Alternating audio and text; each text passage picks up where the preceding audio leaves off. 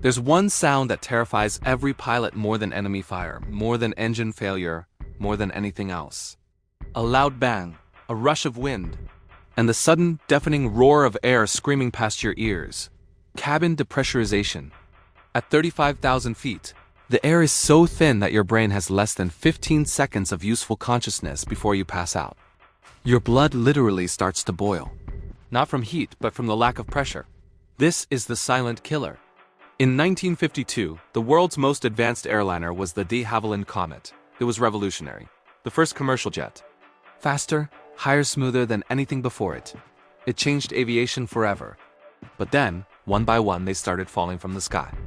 January 10, 1954, Boeing Flight 781, cruising at 27,000 feet.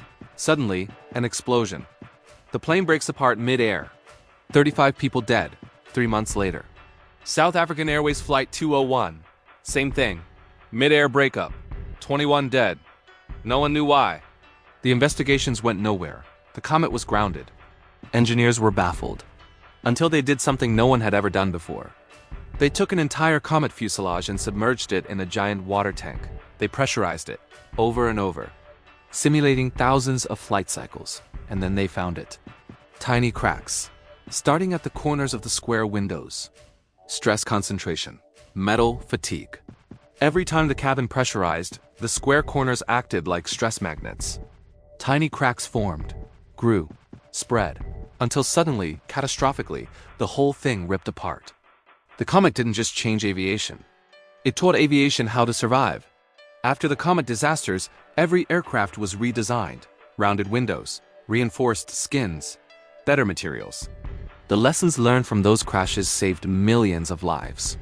But the comet wasn't the only aircraft that terrified pilots. There was one plane so dangerous, so unstable that test pilots refused to fly it. Until one man stepped forward. The Lockheed F-104 Starfighter. Nicknamed the missile with a man in it. Built in 1954, it was the fastest, highest-flying fighter jet in the world. Mach 2 could reach 50,000 feet. It looked like nothing else. Razor-thin wings, a needle nose. It was pure speed, but it had a problem. It didn't want to fly. It wanted to fall. The wings were so thin, so small, that at low speeds they generated almost no lift. If you lost power, you didn't glide. You dropped like a stone. In Germany alone, 292 F-104s crashed, 116 pilots dead. The Germans called it the Widowmaker. The Canadians called it the aluminum death tube. But here's the thing, the F-104 wasn't badly designed. It was designed for one purpose only, speed.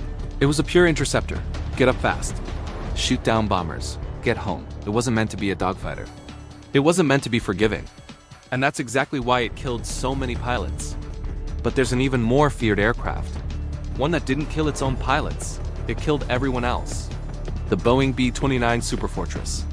In 1945, this plane carried the most destructive weapon ever created, the atomic bomb. But the B-29 itself was a miracle of engineering. Pressurized cabins for high-altitude flight.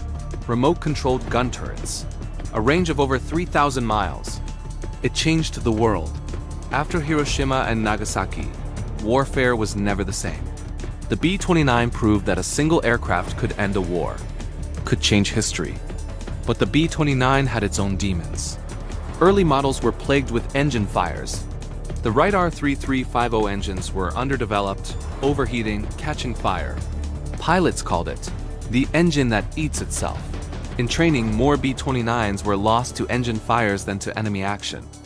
Crews learned to fear the sound of their own engines more than anti-aircraft fire. Yet despite the dangers, the B-29 flew, and it changed everything.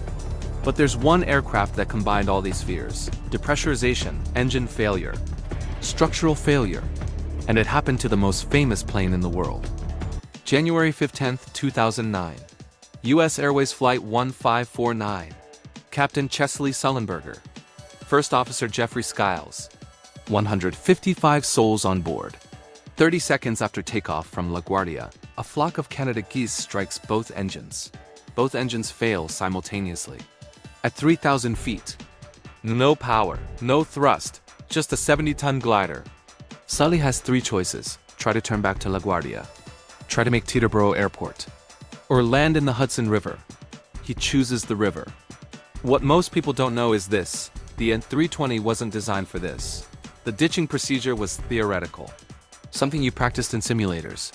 The plane hits the water, hard, but it holds together. The fuselage doesn't break. The cabin doesn't flood. Everyone survives. But here's the terrifying part. If the cabin had depressurized on impact, if the water had breached the hull, hundreds would have died.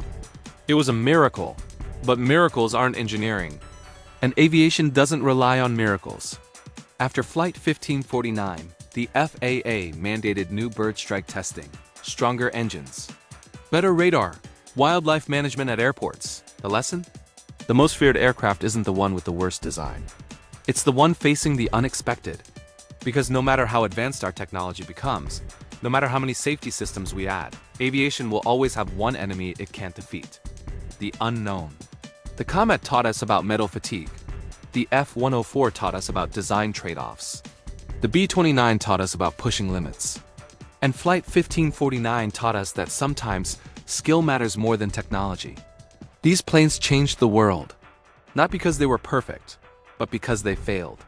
And from those failures, we learned.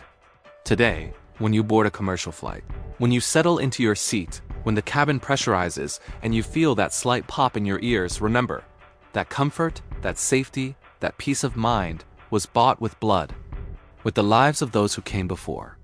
Who flew the planes that shouldn't have flown? Who tested the limits so you don't have to? At Dark Whisper, we remember the machines that taught us, the failures that made us better, the aircraft that changed the world. If you want more aviation history, more engineering mysteries, more stories of the planes that shaped our world, subscribe now. Because every flight you take stands on the shoulders of those who didn't make it home. I'm Lucas, and I'll see you in the next investigation.